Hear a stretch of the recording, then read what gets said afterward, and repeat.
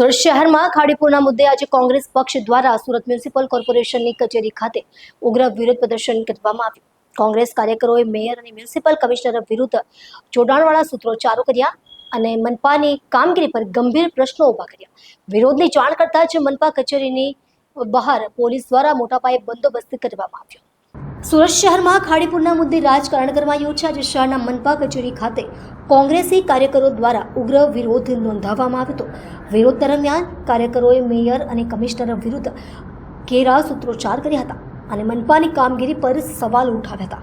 કોંગ્રેસના આંદોલનના પગલે મનપા કચેરી બહાર કડક પોલીસ બંદોબસ્ત ગોઠવી દેવામાં આવ્યો હતો. પોલીસની હાજરી વચ્ચે કાર્યકરો દ્વારા ધરણા અને બેનરો સાથે મનપાના વહીવટ સામે નારાજગી વ્યક્ત કરવામાં આવી.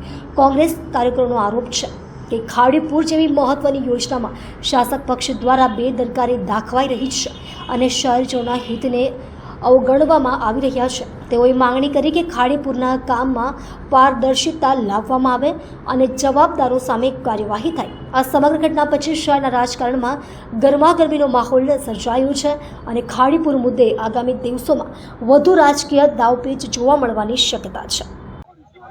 આજે સુરત મહાનગરપાલિકાની મુખ્ય કચેરીએ કમિશનર સાહેબને આજે મળવા આવ્યા છે, કારણ કે તેમના વહાલા દવલા અધિકારીઓ જે દલાલોની જેમ કામ કરી અને સુરતને ખાડીપુરમાં ડૂબાવી દીધું છે.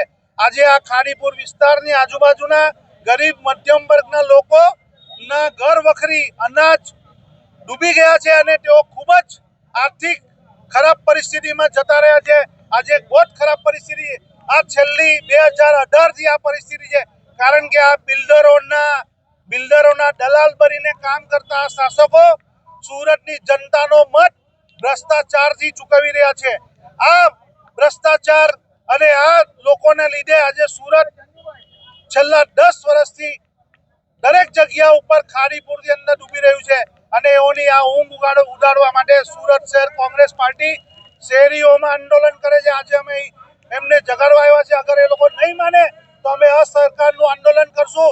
જો રાહત નહીં, કામ નહીં તો ટેક્સ નહીં, એ વાત લઈને અમે અહીંયા આવ્યા છે.